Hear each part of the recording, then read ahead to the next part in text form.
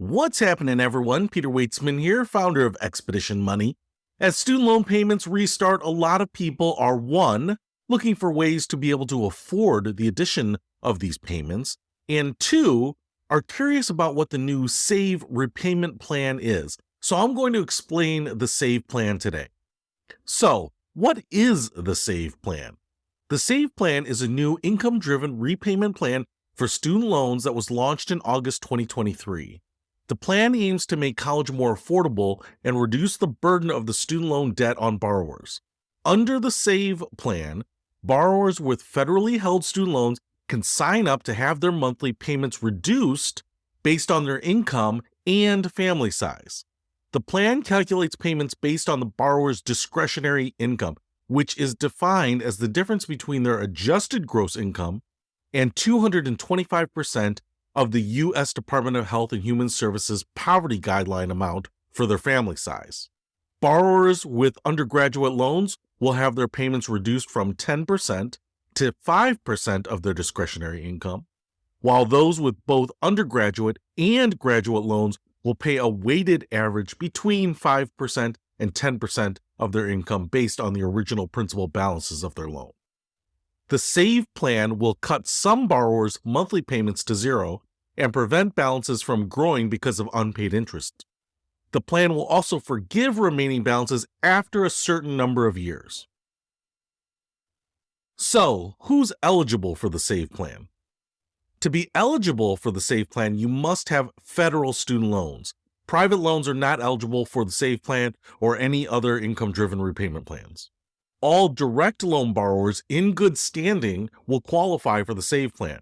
This means that your loan should not be in default, and you should be up to date with your current repayment plan. So, how long does it take to qualify for forgiveness under the SAVE plan? Under the SAVE plan, borrowers whose original principal balances were $12,000 or less will receive forgiveness after 120 payments, or the equivalent of 10 years in repayment. For each additional $1,000 borrowed above that level, the plan adds an additional 12 payments, or the equivalent of 1 year of payments, for up to a maximum of 20 or 25 years. So what happens if I miss a payment under the SAVE plan?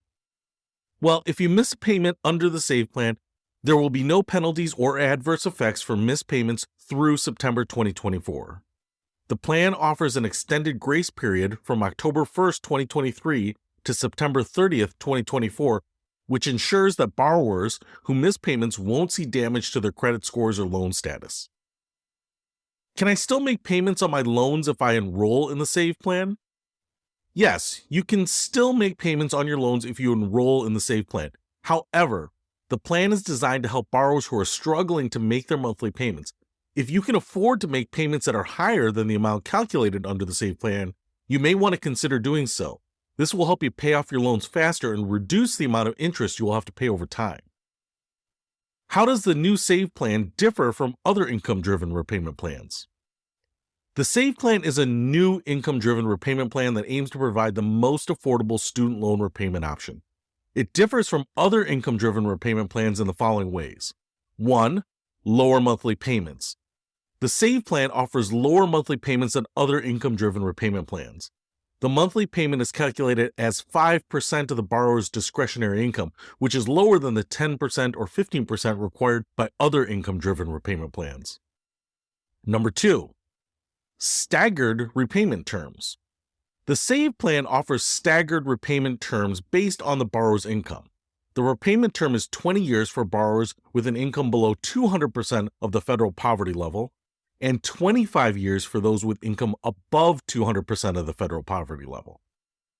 Number 3, a spousal income exclusion.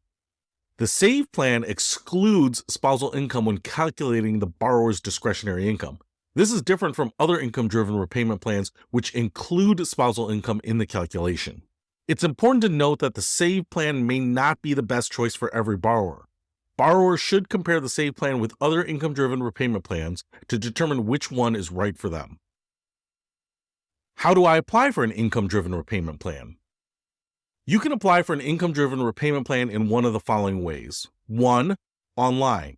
You can apply for an income-driven repayment plan online by visiting the Federal Student Aid website at studentaid.gov/IDR. You will need to log in using your Federal Student Aid ID and password, and once you've logged in, you can complete the application form and submit it electronically. Number 2, a paper application. You can also apply for an income-driven repayment plan by completing a paper application form and mailing it to your loan servicer. You can download the application form from the Federal Student Aid website or request a copy from your loan servicer. Number 3, contact your loan servicer. You can contact your loan servicer directly and request an income-driven repayment plan application form. Once you receive the form, you can complete it and mail it back to your loan servicer. To apply for an income-driven repayment plan, you will need to provide information about your income, family size, and other factors that will be used to calculate your monthly payment amount. You may also need to provide documentation to support your application. If you have any questions or need assistance with the application process, you can contact your loan servicer or the Federal Student Aid Information Center. As you look at these different plans, hopefully you find an income-driven repayment plan that fits your needs.